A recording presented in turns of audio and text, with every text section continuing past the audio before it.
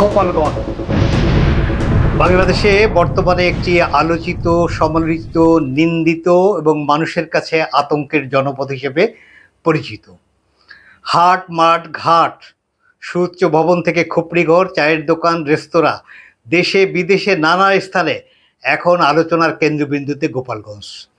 গত 16ই জুলাই এনসিপি নামক একটি নবগঠিত রাজনৈতিক দল তাদের সারা দেশের কর্মসূচির অংশ হিসেবে গোপালগঞ্জে তাদের একটি কর্মসূচি ছিল। তো এই কর্মসূচিতে এনসিপি গোপালগঞ্জ গেলে সেখানে কি ঘটনা ঘটে দেশের মানুষ আপনারা সবাই অবলোকন করেছেন। এখন গোপালগঞ্জের যারা আওয়ামী লীগ করেন বা ছাত্রলীগ, যুবলীগ করেন, আওয়ামী লীগের কার্যক্রম ইতিমধ্যে সরকার কর্তৃক নিষিদ্ধ হয়েছে, ছাত্রলীগ এবং যুবলীগ নিষিদ্ধ সংগঠন। এদের নেতৃত্বে গোপালগঞ্জের জনসংখ্যার একটি বিপুল অংশ তারা এনসিপির উপরে আক্রমণ করেছেন, তারা পুলিশের উপরে আক্রমণ করেছেন, তারা সেনাবাহিনীর পরে আক্রমণ করেছেন। এই আক্রমণ করে তারা প্রমাণ করেছেন যে তারা গোপালগঞ্জের মাটিতে অন্য কোনো রাজনৈতিক দলকে অ্যালাউ করতে চান না, কারোর মত প্রকাশের স্বাধীনতার স্পেস তারা দিতে চান না। শেখ মুজিব এবং শেখ হাসিনা ব্যতীত কোনো নেতাকে তারা গোপালগঞ্জের তাদের পদার্পণকে তারা গ্রহণ করবেন না, এরকম একটি রূপ পরিগ্রহ করেছে গোপালগঞ্জের এই সকল মানুষের আচরণে। তো যদি গোপালগঞ্জে একটা পৃথক জেলা হিসেবে যদি মনে করেন যে তারা শেখ মুজিব এবং শেখ হাসিনা ছাড়া কোনো নেতাকে গ্রহণ করবেন না, অন্য কোনো রাজনৈতিক দলের কর্মসূচি তারা গোপালগঞ্জে করতে দিবেন না, তাহলে বাকি 63 জেলার মানুষ যদি এভাবে ভাবে এবং সিদ্ধান্ত নেয় যে গোপালগঞ্জের মানুষের জন্য তারা সারা বাংলাদেশের অন্য 63 জেলায় কোনো স্পেস দেবেন না, গোপালগঞ্জে গেলে যদি অন্য দলের মানুষকে আক্রমণ করা হয় তাহলে গোপালগঞ্জের মানুষ অন্য জেলায় থাকলে তাদেরকে আক্রমণ করা হবে, এই ধরনের একটি সিদ্ধান্ত বা এই ধরনের একটি মনোভাব যদি সমাজে জাগ্রত হয় তাহলে সেটি তো নিশ্চয়ই সুখকর কোনো অভিজ্ঞতা হওয়ার কোনো কারণ নেই। ফলে গোপালগঞ্জের মানুষ কি করবেন তাদেরকেই ঠিক করতে হবে। তবে আমরা এই আলোচনাটাকে একটু ভিন্নভাবে উপস্থাপন করতে চাই।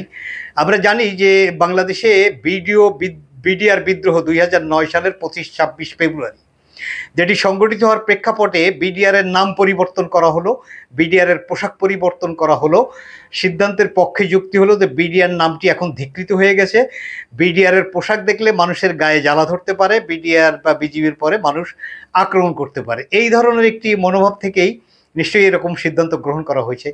তাছাড়া ধরুন পুলিশের যে এখন যে ভাবমূর্তি, বিগত সরকারের সময় দলীয় ঠ্যাঙ্গাড়ে বাহিনী হিসেবে পুলিশ যেভাবে ব্যবহৃত হয়েছে, যার কারণে পুলিশের সেই বিনষ্ট ভাবমূর্তি উদ্ধারে সরকার পুলিশের অনেক কিছু পরিবর্তনের কার্যক্রমই গ্রহণ করেছে।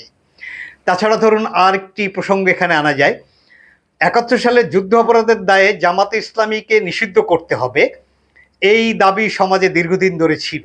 এই দাবি বাস্তবায়নে, এই দাবির পক্ষে যারা সবচেয়ে বেশি সোচ্চার ছিলেন আওয়ামী লীগ, তারা সরকারে থাকতে কখনোই এই সিদ্ধান্ত গ্রহণ করেননি রাজনৈতিক সুবিধা নেওয়ার জন্য।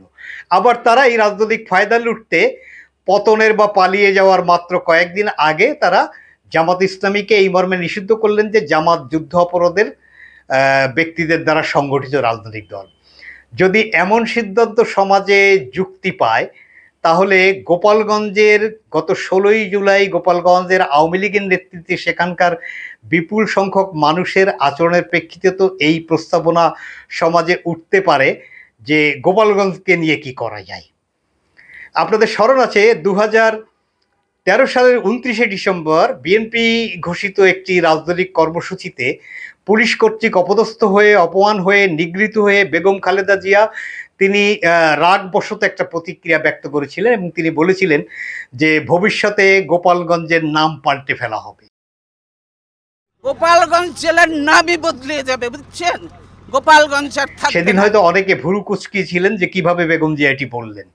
আজকে কিন্তু গত 16ই জুলাই গোপালগঞ্জের মানুষের আচরণে সেই কথাটি আবার কিন্তু প্রসঙ্গক্রমে আলোচনায় আসছে, ঘুরে ফিরে মানুষ এই প্রসঙ্গটি এখন আলোচনা করছে।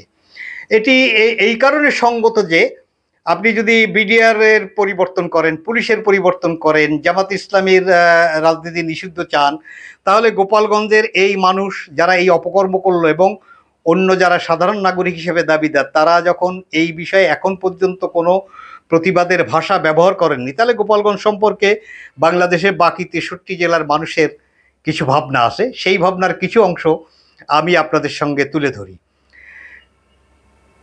2024 সালের 5ই আগস্টে বাংলাদেশে যে পরিবর্তনটি ঘটল, এত বড় একটা গণবিপ্লব যারা গ্রহণ করতে পারেনি, সমগ্র বাংলাদেশের মানুষের অর্জন আশাকাঙ্ক্ষার সাথে যারা নিজেদেরকে একাত্ম না হয়ে বিচ্ছিন্নতাবাদী মানসিকতা প্রদর্শন করছে, রাষ্ট্রের মূল স্পিরিটের বিষয়ে যারা বিদ্রোহ করছে, তাদের ব্যাপারেও কিছু একটা করা দরকার বলে জনগণের একটি বিপুল অংশ মনে করছে।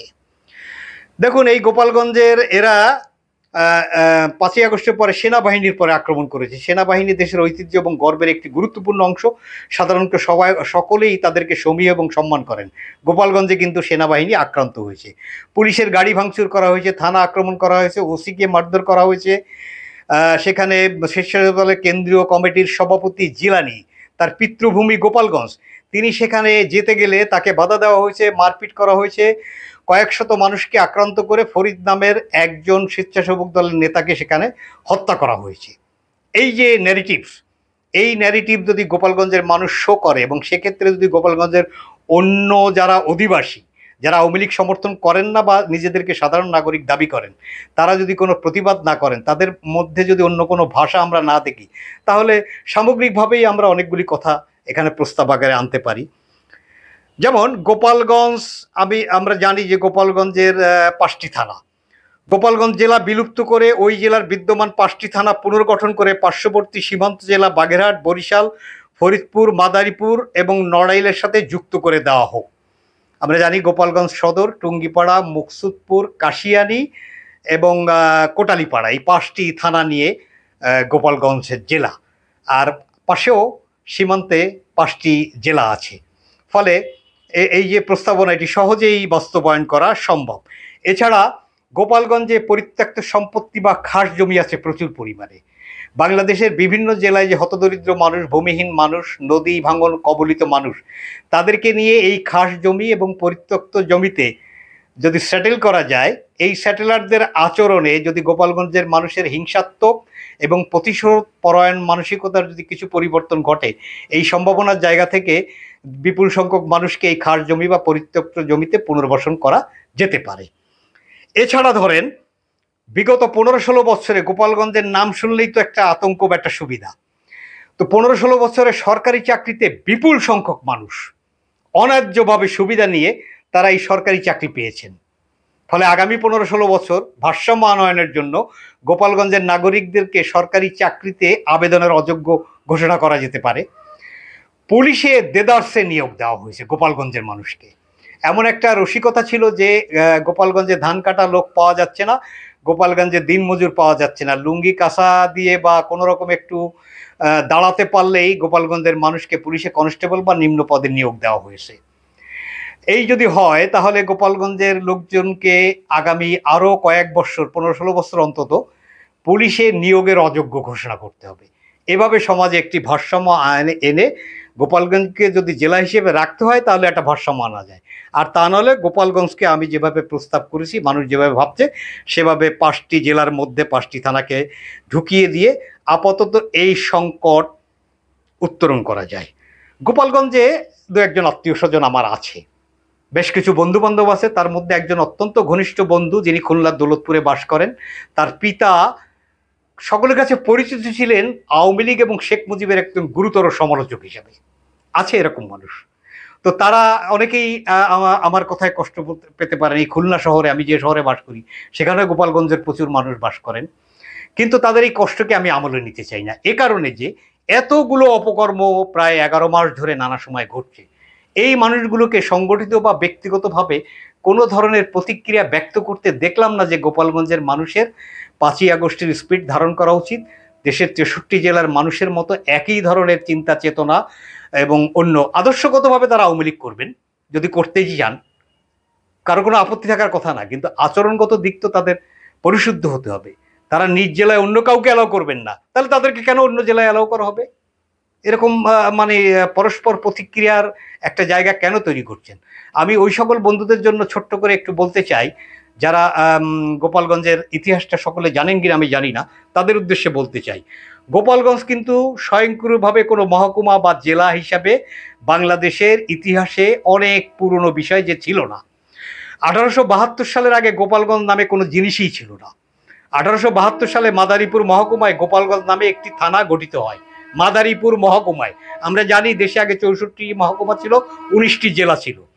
1873 সালে মাদারীপুর মহকুমাকে বাকেরগঞ্জ জেলা থেকে আলাদা করা হয়, অর্থাৎ মাদারীপুর মহকুমা তখন বাকেরগঞ্জ জেলায় ছিল। আলাদা করে ফরিদপুর মহকুমার মধ্যে তখন এই গোপালগঞ্জ থানাটিকে ঢুকিয়ে দেওয়া হয়, অর্থাৎ গোপালগঞ্জ ছিল ফরিদপুরের অংশ। 1909 সালে মাদারীপুর মহকুমাকে ভেঙে গোপালগঞ্জ পৃথক মহকুমা করা হয়। 1909 সালে গোপালগঞ্জ এবং কোটালীপাড়া থানার সাথে ফরিদপুরের আরেকটি থানা মকসিদপুর, এই থানাকে নিয়ে গোপালগঞ্জ 3টি থানা নিয়ে আলাদা মহকুমা হিসেবে অন্তর্ভুক্ত হয় 1909 সালে। 1936 সালে মকসিদপুর থেকে কাশিয়ানীকে আলাদা করে আরেকটি পৃথক থানা করা হয়, তখন থানা হলো 4টি। 1974 সালে জাতির জনকের শাসনামলে গোপালগঞ্জ সদর থানাকে ভেঙে দুভাগ করা হয় এবং টুঙ্গিপাড়া নামক আরেকটি পৃথক থানা গঠিত হয়। এই হলো গোপালগঞ্জের 5টি থানা, অর্থাৎ গোপালগঞ্জ কিন্তু নানাভাবে বিবর্তিত একটি মহকুমা থেকে একটি জেলা মাত্র। 1984 সালের 1 ফেব্রুয়ারি গোপালগঞ্জ মহকুমাকে দেশের অন্যান্য 64 মহকুমার মতো জেলায় উন্নীত করা হয়। ফলে ইতিহাসই সাক্ষ্য দেয় গোপালগঞ্জ নামে কোনো থানা বা মহকুমা এর আগে ছিল না। গোপালগঞ্জের অস্তিত্ব অন্যদের দ্বারা পুষ্ট হয়েছে। গোপালগঞ্জ কখনো মাদারীপুর, কখনো বাকেরগঞ্জ জেলায়, কখনো ফরিদপুরে ছিল, পরবর্তীতে গোপালগঞ্জ একটি পৃথক জেলা হয়। ফলে এই ইতিহাসের আলোকেও গোপালগঞ্জের এই 5টি থানাকে ভাগ করে যে জেলার বর্ডারের সাথে যে থানাটি, তার সাথে মিলিয়ে দিয়ে গোপালগঞ্জ জেলাটাকে আলাদাভাবে, মানে এই 64 জেলার থেকে একটু আলাদা করে দিয়ে 63 জেলার বাংলাদেশ এটি হতে পারে। এটি হলে অন্তত এই যে গোপালগঞ্জকে কেন্দ্র করে আমাদের যে একটা ভিন্ন ধরনের বিধ্বংসী বৈচিত্র্য, এই দায় থেকে আমরা মুক্তি পেতে পারি। তো আমি এই যে মানুষগুলি আমার কথায় কষ্ট পাবেন তাদের জন্য আরো 2-1টি উদাহরণ দিই। আমাদের ধর্মীয় বর্ণনার মধ্যেই সদম এবং গমরা বা গুমরা শহর নামে 2টি শহরকে স্বয়ং সৃষ্টিকর্তা তিনি ধ্বংস করে দিয়েছিলেন, তার ক্রোধ সেখানে তিনি প্রয়োগ করেছিলেন। এই বর্ণনা পবিত্র কোরআন শরীফে আছে, খ্রিস্টানদের পবিত্র বাইবেল শরীফেও এই বর্ণনা আছে তো ভাই। সেই সদম বা গোমরা শহরে নিঃসন্দেহে শুধু খারাপ লোক ছিলেন না, শিশু ছিলেন, কিছু ভালো লোক ছিলেন, কিছু নিরীহ মহিলা ছিলেন। তারপরেও তো সৃষ্টিকর্তার হুকুমে সেই শহর দুটিকে ধ্বংস করা হলো। ব্যভিচার, অনাচার এবং অসঙ্গত খোদার গুনাহি কাজ করার জন্যই সেই শহর দুটিকে ধ্বংস করা হয়েছিল। আল্লাহ তাআলা নিজেই তো পবিত্র কোরআনে ঘোষণা করেছেন, আমার অসন্তুষ্টি এবং গুনাহের যারা বিরোধিতা করেননি তাদেরকে আমি ধ্বংস করে দিতে চাই। নিদ্রাকালে কিংবা মানুষের বিশ্রামকালে তিনি ধ্বংস করে দেওয়ার কথা বলেছেন, অর্থাৎ যখন মানুষের কিছু করণীয় থাকবে না।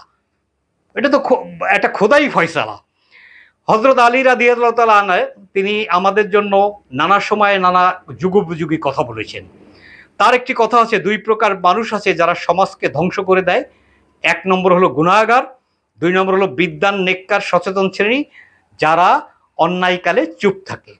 এছাড়া আরেকটি বর্ণনা আমাদের ধর্মীয় বর্ণনায় আছে যে খোদা তাআলা এরকম অসন্তুষ্ট হয়ে গুনাহী এবং ব্যভিচার অপকর্ম বেশি হওয়ায় তিনি বললেন যে ওই জনপদকে ধ্বংস করে দাও। ফেরেশতারা ফিরে এসে বললেন যে হে খোদা, ওখানে আপনার একজন প্রিয় বান্দা, একজন আলেম, একজন বুজুর্গ মানুষ আছে, আমরা কি করতে পারি? বললো ওকে সহ ওই জনপদ ধ্বংস করে দাও, এই কারণে যে ও অন্যায়ের বিরোধিতা করে নাই, ও লোককে হেদায়েতের পথে ডাকে নাই, ও অন্যায়কারীদের মুখোমুখি হয় নাই।